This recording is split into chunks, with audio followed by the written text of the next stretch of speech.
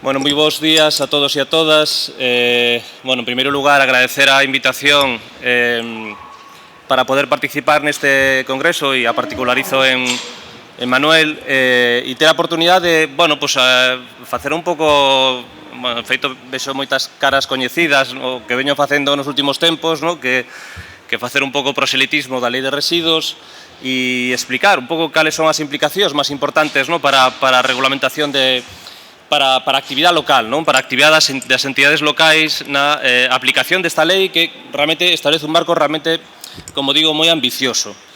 Vamos a falar un pouco dos obxectivos, inta que xa se comentaron na presentación anterior, pero partir un pouco de cale horizonte que marca o marco comunitario, as directivas comunitarias, en definitiva a Lei de Residuos, dá cumprimento ás obrigas definidas polo paquete legislativo comunitario do ano 2018 e o que fai é trasladar en boa medida obxectivos que están determinados a nivel comunitario por normas xurídicas vinculantes, das cales cuxo incumprimento pode implicar consecuencias económicas relevantes para tanto o Estado español como para as entidades autonómicas e locais en caso de incumprimento dos prazos previstos, como digo, con carácter xurídico vinculante. Veremos tamén o estado da cuestión, sempre vou partir de onde estamos en canto ao cumprimento de obxectivos. Cal é o cambio de paradigma? Creo que hai que prestar moita atención a este punto, porque a esta lei de residuos levamos varias leis de residuos, desde os anos 70, nos anos 90, no 2011, e agora temos unha lei máis, pero realmente non é unha lei máis. Realmente hai un cambio de paradigma moi relevante definido polos instrumentos económicos, que realmente teñen un potencial transformador moi importante e que vai a ter unha incidencia non menor na sostenibilidade financiera dos servizos públicos locais de xestión de residuos, recollida e tratamento de residuos. Falaremos das medidas e, finalmente, algunhas conclusións para ver cales son dese filtrado das obrigas establecidas na regulamentación española, cales son os elementos máis importantes. Vamos a falar da Lei 7/2022, que, como dicía antes, o que fai é transponer, dar cumprimento ás obrigas xurdidas no ámbito comunitario, fundamentalmente a Directiva de 2018 sobre residuos, a directiva que modifica a Directiva Marco de 2018 e tamén a Directiva 2019 sobre plásticos de un solo uso. En cuanto a...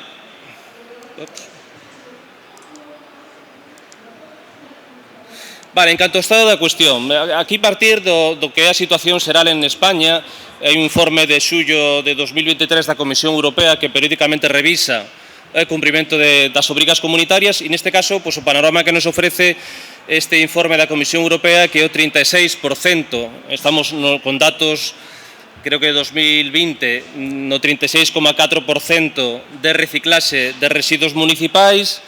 Os datos máis recentes do Ministerio de Transición Ecolóxica o sitúa en torno ao 40%, pero sin ter en conta que coa aplicación das metodoloxías comunitarias, coa retirada do bioestabilizado no ano 2027, seguramente os datos reais na actualidade estarán máis preto do 20 e pico por cento que do 36,4% que aparece na presentación.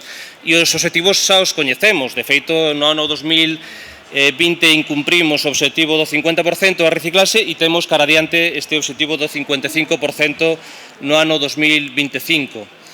E, en segundo lugar, a outra cara da moneda, se os obxectivos de reciclaxe non se están a cumplir, isto implica, como vasos comunicantes, lóxicamente o incremento da tasa de vertido.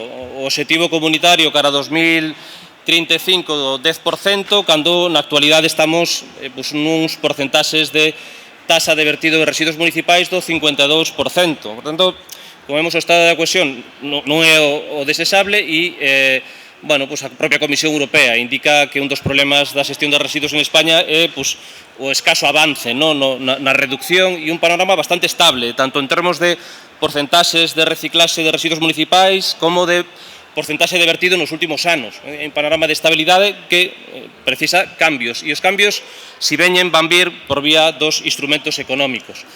Este sería o panorama desglosado, partindo dos datos máis recentes do Ministerio 2020, do 40% que comentábamos antes, vemos que o panorama das comunidades autónomas é de incumprimento mayoritario, dese obxectivo que aparece nesa liña vermella do 2020, 50% incumplido a nivel estatal e prácticamente ninguna comunidade autónoma cumpre o obxectivo do 50%. Vemos o caso de Cataluña, Navarra, País Vasco, que están aí un pouco na avanzadilla, non en termos de resultados, pero tampouco chegan ao obxectivo de reciclaxe. Ese color rosa se refire ao material bioestabilizado e, por tanto, non chegan ao obxectivo do 50%, e vemos o caso de Galicia con obxectivos de reciclaxe ou con datos de reciclaxe en torno ao 10-15% de reciclaxe, con porcentaxes de tasa de depósito en vertedoiro máis reducidas que outras comunidades autónomas, en torno ao 20%, e superando o 60% a porcentaxe de incineración. Por tanto, o escenario que nos marca as directivas comunitarias van cara a reducción do depósito en vertedoiro, quizás aí estamos máis preto do cumprimento dos obxectivos, a reducción dos porcentaxes de incineración para deixar espazo a ese avance cara ao 65% da reciclaxe de residuos municipais. E, bueno, este é o panorama que temos nestes momentos. Cal é o cambio de paradigma da lei? O elemento, se poderemos sacar o abecrén xurídico desta norma, que, como digo, ten potencial transformador. As anteriores regulacións eran normas onde a política ambiental e de residuos tiña un carácter secundario e, eran unha especie de elemento correctivo dos efectos do modelo de produción e consumo. Esta lei non. Esta lei ten, polo menos, unha vocación, veremos se consigue, unha vocación transformadora, derivada do ámbito comunitario da súa regulamentación. E o elemento transformador máis importante é que o cumprimento de obxectivos ambientais, por tanto, o cumprimento dos obxectivos de reciclaxe, o cumprimento dos obxectivos de reducción do depósito en vertedoiro, é o camiño para ter servizos públicos locais eficientes no plano económico. Por tanto, o camiño para a sostenibilidade económica, para a eficiencia económica do sistema, vai da man necesariamente do cumprimento dos obxectivos de carácter ambiental. Por qué? O panorama actual se define un pouco por esta situación. Baixos niveles de recollida separada, estamos en torno ao 21%, cando o obxectivo da lei veremos é o 50%, estamos en baixos niveles de altos niveles de vertido e baixos niveles de reciclaxe, como acabamos de comentar. Aquí os datos varían un pouco porque son os máis recentes do Ministerio de Transición Ecolóxica, e isto veu fomentado por un contexto de mercado. Pese á regulamentación reiterada desde os anos 70 cara ao cumprimento dos obxectivos de reciclaxe, non se teñen cumprido por un contexto de mercado que favorece a última escala na xerarquía de residuos, que favorece a eliminación de residuos. Baixos costes para o vertido fundamentalmente, e isto, generaba un panorama de eficiencia económica a nivel local. Temos baixos costes económicos, pero a costa, non baixos costes, menores costes económicos, sabemos que os contratos son os máis relevantes do ámbito local, pero temos menos costes, maior eficiencia económica, pero a costa da ineficiencia ambiental, a costa dunha baixa reciclaxe e a costa dun volume moi elevado de depósito en vertedoiro. Por tanto, o panorama previo á lei decía non reciclar era a opción económicamente máis ventaxosa. Esta é a razón fundamental porque o poder normativo non ten cambiado esta realidade nos últimos 40 anos. E a lei, sabendo esta situación, primeiro marca obxectivos, como vedes, e xa comentamos, moi ambiciosos, de recollida separada, do 10% de vertedoiro, do 65% de reciclaxe, e vai o núcleo da cuestión, esta problemática de mercado que a regulamentación que o dereito non é capaz de cambiar. Se o mercado xenera baixos costes para a xerarquía inferior á eliminación de residuos, vamos a acudir aos instrumentos económicos. Vamos a introducir un imposto de vertido e incineración para conseguir que a eliminación non sea a opción económicamente máis ventaxosa, por tanto, incentivando as entidades públicas cara a reciclaxe, cara a reutilización, cara a prevención. E, ademais, non só se establece un imposto para desincentivar que as entidades públicas acudan ao vertido a opción ata o momento económicamente máis ventaxosa, sino que tamén se actúa sobre os cidadáns, aqueles cidadáns que neste momento non están colaborando coa recollida separada no ámbito municipal, por tanto, que están contribuindo a esa ineficiencia de naturaleza ambiental, incluir unha tasa que se estableza como un elemento de traslación dese coste aos cidadáns, como un elemento de incentivo ao cambio de comportamento, veremos despois con que lógica. Por eso, se seguimos ca lógica previa de baixos niveles de reciclaxe, altos niveles de depósito, vamos a ter esta realidade. Más costes para os cidadáns, más costes para as entidades públicas. Os cidadáns terán que pagar vía indirecta polo imposto, máis tasas municipais, e as entidades públicas, pagando o imposto de perquillo, terán que pagar máis. Vale, por tanto, vedes o cambio de dinámica. A partir de agora, con esta lei, a nova frase sería que non se para con calidad, non reciclar vai a sair caro. Vale, vedes o cambio de dinámica e as entidades, por tanto, que continúen con esa lógica de baixo reciclado, alto nivel de depósito, van a ter un problema de sostenibilidade financiera dos servizos públicos locais porque van a ter que asumir altos costes vinculados co imposto de vertido e incineración. Bueno, cal é a realidade actual que coñecedes mellor que a min, da xestión local? Falta ausencia de planificación. Temos feito na Universidade da Coruña un estudo que publicaremos en breve. En toda España, casi 1000 entidades locais vendo cal é o nivel de cumprimento da obriga de planificación que está na Lei de Residuos e estamos en torno a un 4% de esas 970, 80 entidades locais analizadas, solo un 3% dispoñen dunha planificación en materia de xestión e prevención de residuos a nivel municipal. Por tanto, ausencia lóxica de planificación.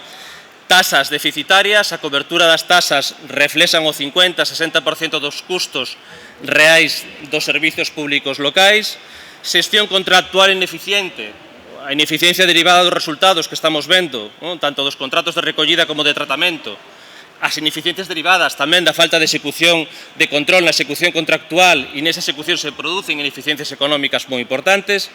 Control limitado, coñecedes, tanto desde a perspectiva do control do contratista, o contrato público é a ferramenta fundamental de economía circular local, como o propio control de execución das obrigas por parte dos cidadáns e das empresas.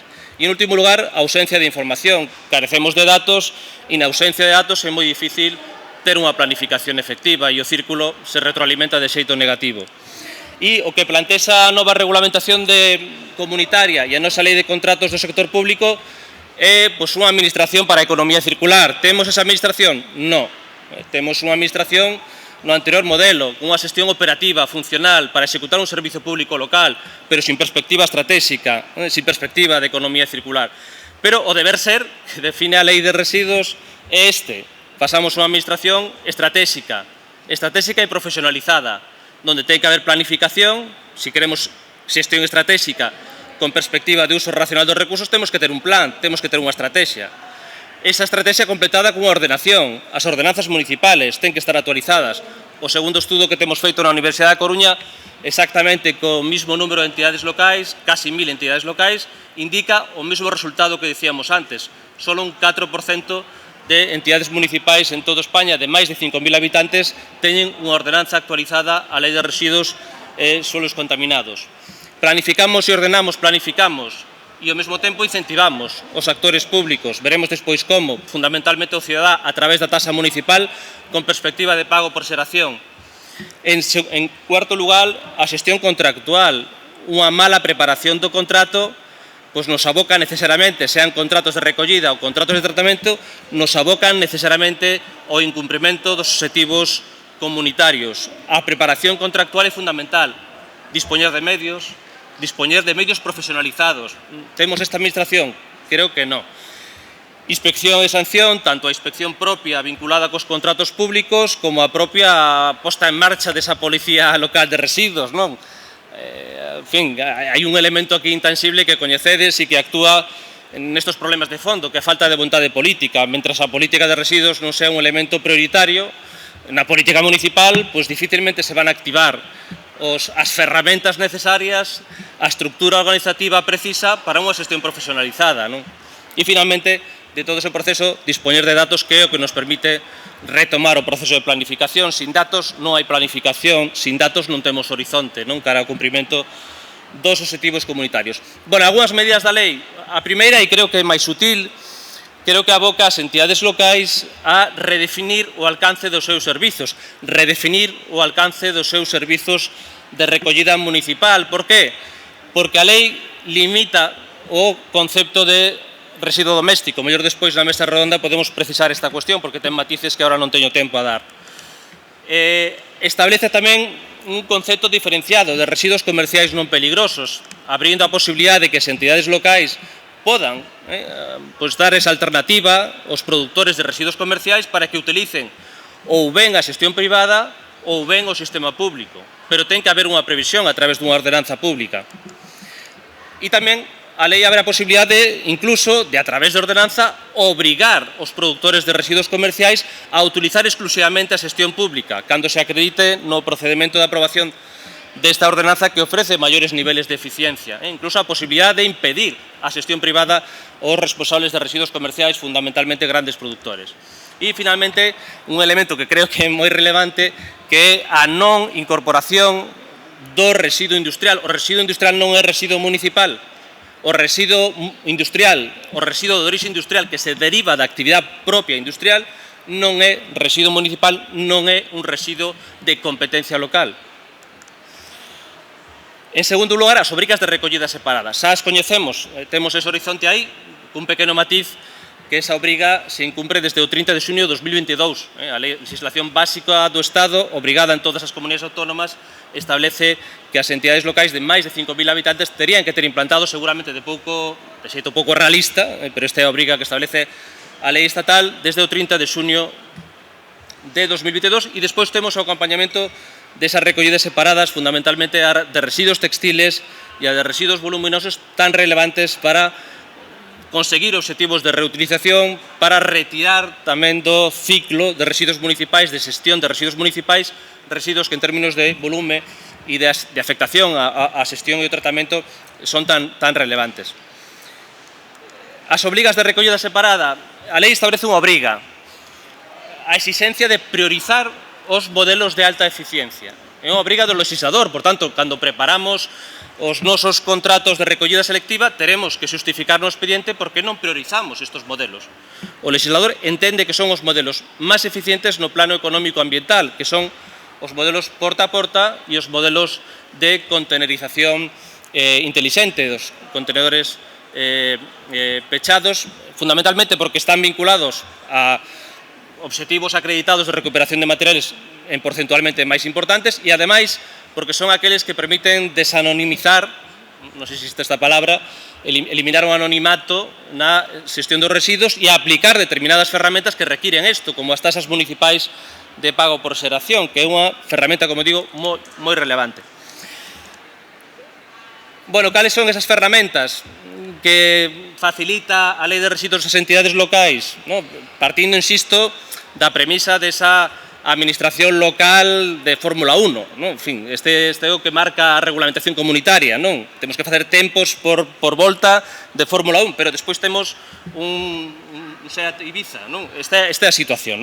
Pero as ferramentas que atribúe a lei son en dous planos, e con isto vou a rematar. En primeiro lugar, hai que planificar, ordenar e xestionar de forma adecuada para cumprir con esa perspectiva estratégica de cumprimento de obxectivos comunitarios. O actor local non é un mero xestor de servizos locales. Coa regulamentación europea é un suxeito que contribúe a unha política de economía circular, a un uso racional dos recursos. A situación de dependencia europea plantexa este elemento como un elemento de economía, non un elemento ambiental, a economía circular. Primeiro, planificar. E aquí a obriga máis importante é a primeira exixencia de planificación que hai na nosa normativa de residuos desde os anos 70. A obriga das entidades locais de máis de 5.000 habitantes de aprobar un plan de xestión de residuos. Por tanto, se incorpora esa perspectiva estratégica, a planificación.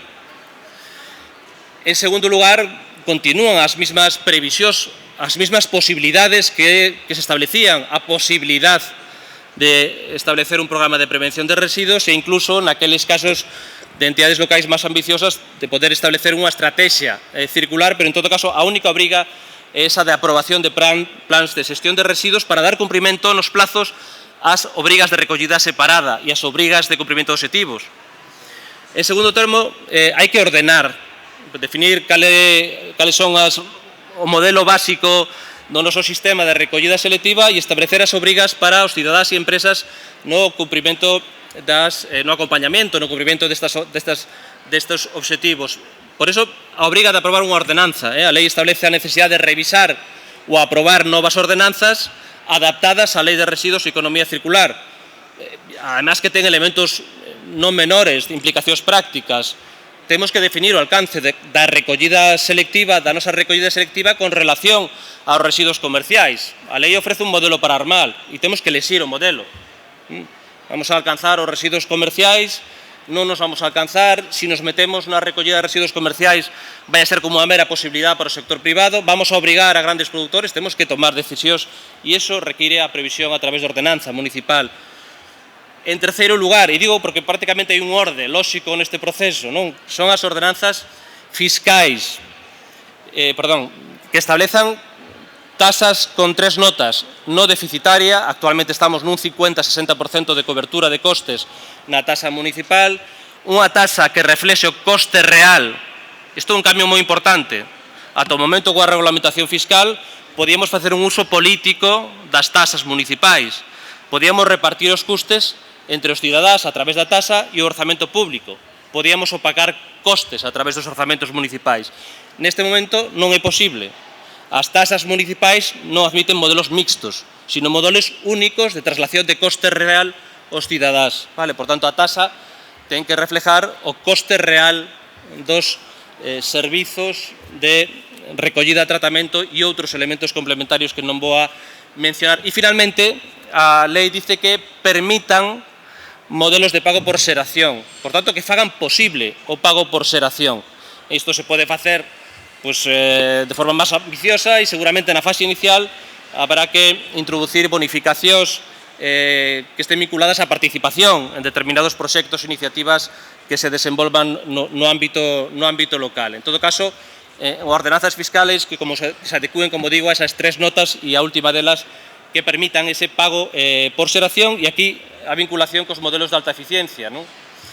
E, finalmente, se abre a posibilidade para conseguir os obxectivos de desperdicio alimentario, que é outro dos elementos no que se marcan os obxectivos, que é a posibilidade de introducir bonificacións a través das ordenanzas fiscais para aquelas empresas do ámbito da restauración, do ámbito comercial, que cheguen a acordos para a donación de alimentos a entidades sin ánimo de lucro. Por tanto, naquelas entidades que contribúan desde o sector privado ao cumprimento dos obxectivos públicos, poderán, se así o prevemos nas ordenanzas fiscais, ter o beneficio do 95% da bonificación da tasa municipal de residuos.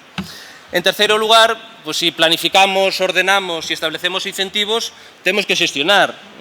Aquí está o contrato público. O contrato público é a ferramenta máis importante. Un contrato mal preparado, sea un contrato de recollida na maioría das entidades locais, o contrato dese tratamento, no caso dos 3 sistemas de tratamento de residuos en Galicia, o contrato público é a ferramenta fundamental. Mala preparación contractual con escaso nivel de profesionalización e pouca escoita ao sector privado seguramente nos vai a producir incumprimentos efectivos dos obxectivos comunitarios. Recordemos que son contratos de longa duración. Se nos equivocamos, aí temos o 2030 ou 2035. E, finalmente, novas obrigas para as entidades locais neste deber ser desa xestión profesionalizada e estratégica a nivel local, obrigas de información, de recopilación de información. Non temos datos e a lei pon a andar, entre comillas, a todos os actores da aplicación normativa para obter información de calidad e que podamos realizar unha planificación adecuada da xestión dos residuos e establece obrigas de recopilación para as entidades locais que deberán realizar informes anuais para as comunidades autónomas. Tamén aquí está o contrato público. Se temos malos contratos públicos que non poñen o acento na información do contratista, seguramente non teremos información de calidad para elevar a comunidade autónoma. E, para acabar, non sei, Manuel, se me estou excedendo no uso do tempo, estarían os instrumentos económicos. Claro, isto é complicado. E aquí está o éxito ou fracaso da lei de residuos, o éxito ou fracaso no cumprimento dos obxectivos. Pero tamén está o cambio transformador. Isto é un cambio radical. En primeiro lugar, veredes que a lei pon obxectivos, e lemos a lei de modo sistemático, nos damos conta que o Ministerio, creo que cunha boa análise, cun requerimento previo, certo, da Comisión Europea no ano 2018, pero cunha boa análise pon o foco nese problema que analizaba, que planteaba inicialmente. As dinámicas de mercado e a xestión política dos residuos están dinamitando o cumprimento dos obxectivos. Por iso temos que establecer o principio de quen contamina paga, que cada actor asuma a súa responsabilidade, asuma o coste do dano ambiental xerado. Por tanto, para os cidadáns se establece unha tasa que pretende desincentivar aqueles que non contribúen os procesos de recollida selectiva e fomentar a participación precisamente no funcionamento adecuado do modelo, non? A taxa dirixida aos cidadáns para incentivar cambio de comportamento, como trasladando o coste real e efectivo, vai haber incrementos relevantes nas taxas municipais que reflexan coste real do tratamento de residuos e, además, establecendo unha lógica de bonus malos. Aqueles cidadáns que participen no modelo de recollida selectiva, contribuindo á reciclase e á reducción do depósito en vertedero, terán bonificacións no marco desas taxas que permiten pago por xeración. Todo isto ten moitos matices, pero posiblemente no debate podamos facelos, en todo caso un tema que vai apuntar Benito Blanco na súa presentación. En segundo lugar, incentivos tamén para as empresas de distribución de alimentos e de restauración, a posibilidade de bonificación, como comentábamos antes, a posibilidade de bonificación para contribuir ao obxectivo do desperdicio alimentario, e hai na lei obxectivos da reducción do 50% en cara a 2030 do desperdicio alimentario no sector minorista e nos fogares. En terceiro lugar, se antes actuamos sobre os cidadáns a través das taxas municipais, vamos a actuar exixindo o principio de quen contamina paga ás entidades públicas. Por tanto, aquelas entidades públicas que non están facendo o seu traballo, que non reciclan e que se xeran depósito en vertedoiro, vamos a impoñer costes moi relevantes. Vale, aquí podemos estar hablando, se partimos, non sei, dun coste de tratamento de rechazo que vaya vertido de 60 euros tonelada, podemos estar falando de un incremento de 30 euros, de 90 euros. É unha porcentaxe en contratos a xestión destes residuos, que a veces é millonaria para cidades medias, podedes imaginar o custo que vai representar para as entidades públicas que basicamente van a recibir a mensaxe que esta non é a forma de xestión, que teres que ir cara a reciclase, que o camiño da reciclase e da xerarquía de residuos é a forma de xestión económicamente máis eficiente. Por tanto, o que se pretende desincentivar a través de esta ferramenta é o verquido e incineración. Aquí hai un elemento importante que en Galicia creo que deberíamos de considerar, non? A recaudación deste imposto de verquido e incineración o reciben as comunidades autónomas e algunhas comunidades autónomas establecen carácter finalista. Isto quere dicir que o que reciben das entidades locais por realización de verquidos ou incineración, eso regresa ás entidades locais para financiar esta xestión estratégica profesionalizada e as inversións públicas precisas para cumprir os obxectivos. No caso de Galicia, deberíamos reflexionar sobre esta cuestión e deberían buscarse mecanismos, no caso, por exemplo, de Navarra, está ocurrindo así, creo que no caso de algunha outra comunidade autónoma, bueno, no caso de Cataluña, evidentemente, articular algún sistema de fondos que permita que esa recaudación vinculada ao imposto que pagarían todas as entidades locais revirta as entidades locais para convertirse en un elemento de inversión para o cumprimento de obxectivos a nivel local e, como digo, o exemplo de Cataluña está servindo creo que como horizonte para ver os beneficios dunha lógica finalista na recaudación deste imposto. E, en segundo lugar, dicirvos tamén que este principio de quen contamina paga para as entidades locais vai a supoñer costes suplementarios, non? O depósito en vertedoiro non só vai implicar un pago do imposto, sino que vai a supoñer o pago dos costes de emisión de gases de efecto invernadero. E isto, por exemplo, nos datos que temos para o verquido de rexeite está en torno aos 10, creo que está en torno aos 10 euros tonelada, os 60 euros lle sumamos 30 e lle sumamos 10. Vale, todos esos costes que non están aparecendo nas entidades locais vinculadas con Sogama van a aparecer pola vía seguramente do cambio do canon, ou deberían aparecer pola vía do cambio do canon que estades a aportar ás entidades locais. E, en último lugar, vou a deixar a compra pública circular porque é un elemento máis accesorio. O terceiro suxeito, o que se aplica ao principio de quen contamina paga, o cidadán a través dunha taxa de coste real as entidades públicas a través dun imposto de verquido, desincentivando o verquido ás entidades locais, aquelas que non vayan por a dinámica de reciclase, van a subir tensións moi relevantes na sostenibilidade financiera dos seus servicios locais. E, en último lugar, o terceiro actor en escena, que son os produtores de produtos. Coca-Cola, Danone, que producen esos produtos que, unha vez consumidos, producen residuos municipais para que internalicen ese coste que, a todo momento, están externalizando o sector público. Vale, e isto, insisto, é un incentivo moi relevante desde o punto de vista preventivo, porque o que pretende, basicamente, é que sean os produtores os que actúen en fase de deseño. Hai un dato que utiliza a Comisión Europea que dice que o 80% dos residuos se derivan da fase de deseño. É dicir, que as entidades locais temos pouca marxe nese 20% para prevenir a produción de residuos. E isto ten implicacións para as entidades locais? Moitas, porque se realizamos unha xestión que prime a reciclase con baixos niveles de depósito en vertedoiro, os produtores van a pagar máis. Vale? E se pagan máis, os cidadáns pagan menos e as entidades públicas pagan menos no marco do imposto de verquido. Se xestionamos de forma inadecuada, producindo altos niveles de depósito e recuperando poucos materiais, que vai a ocurrir? Que vamos a pagar máis tasas, vamos a pagar máis imposto de verquido e os produtores de produtos van a externalizar o coste ao sector público. Vale, por tanto, ter en conta toda esta estructura na planificación da xestión de residuos é moi importante. Polo que dicía antes, a eficiencia ambiental é o único camino para conseguir a eficiencia económica no sector público por esta lógica de relación entre tasas, imposto que afecta ao sector público e a responsabilidade ampliada do produtor que afecta aos produtores. Vale, eles só van a pagar polos materiais recuperados. Se non recuperamos materiais, o pagaremos nós. Bueno, e para acabar, sí que temos que ter en conta que esa responsabilidade ampliada do produtor, actualmente ceñida, vinculada fundamentalmente aos envases, vai a estenderse de forma notabilísima nos próximos anos.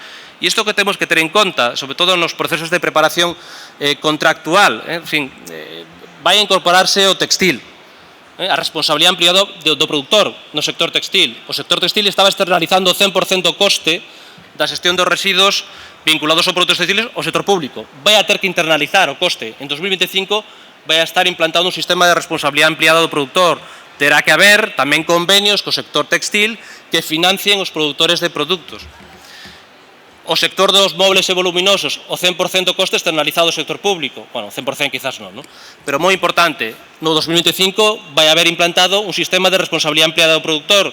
Os produtores de mobles e voluminosos terán que financiar os sistemas públicos e así podemos seguir. Os plásticos no envases de un solo uso, tamén no 2025 as toallitas ou as gabichas do tabaco terán que incorporar sistemas de responsabilidade ampliada do produtor e financiar os sistemas públicos non de recollida, sino de limpeza municipal. Ou terán que financiar as instalacións públicas de depuración de aguas residuales que gastan cantidades inxentes na retirada das toallitas húmedas que hasta ahora se estaba externalizando o sector público. É dicir, que estamos nun momento de cambio nun ecosistema de instrumentos que para planificar adecuadamente a xestión de residuos a nivel autonómico e a nivel local temos que ter en conta toda esta variable económica. Vale. E nada máis, un pouco as conclusións son as comentadas. A lei, nese deber ser, isto requiere cambios, cara a unha xestión estratégica non meramente funcional, e para isto temos que planificar e ordenar plan de xestión de residuos, ordenanza de xestión de residuos, establece un modelo de xestión eficiente donde só os contratos cun rendemento ambiental efectivo van a garantizar a sostenibilidade financiera dos servicios locales, e aí está o imposto e as emisións de CO2 que van a incrementar os custos de modo moi relevante para as entidades que non entren nesta lógica de reciclase e reducción de depósito en vertedoiro. Unha xestión corresponsable donde cada uno aguante su vela, donde os cidadáns asumen, sobre todo aqueles que non contribúen, os custes da xestión municipal, custe real vinculada con tasa por xeración, donde as entidades públicas que non cumpran obxectivos van a ter que pagar cantidades elevadas de imposto e cantidades elevadas vinculadas cos instrumentos comentados, e sobre todo os produtores de produtos. Aquí temos que ser moi conscientes de que sistemas públicos ineficientes serán externalización de costes ao sector público.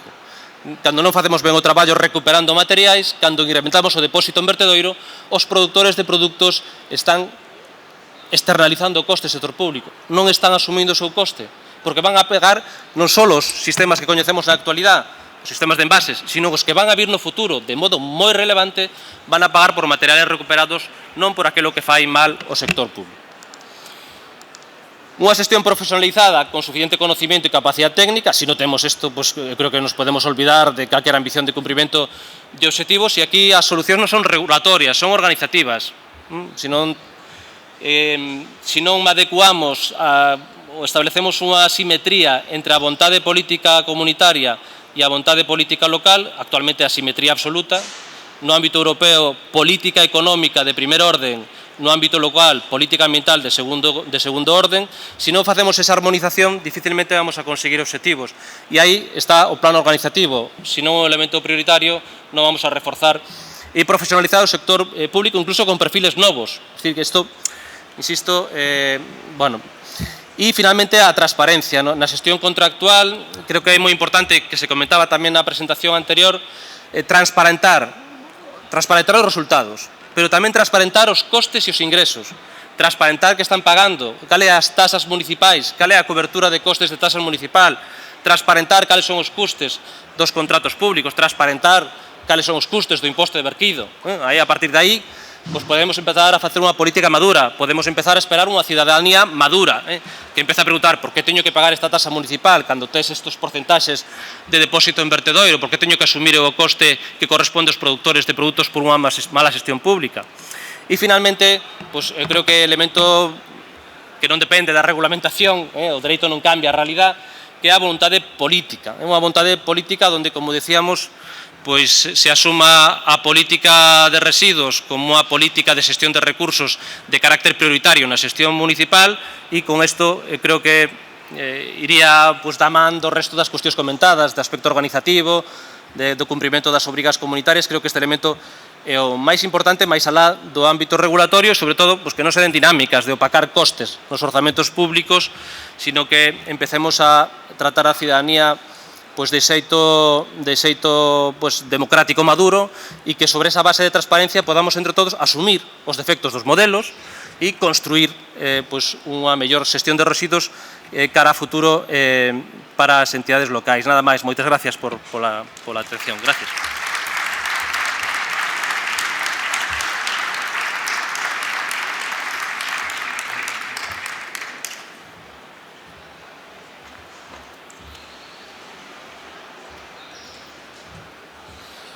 Bueno, así dá gusto, non só cumplimos horarios, sino que incluso vamos un pelín por diante, gracias aos poñentes.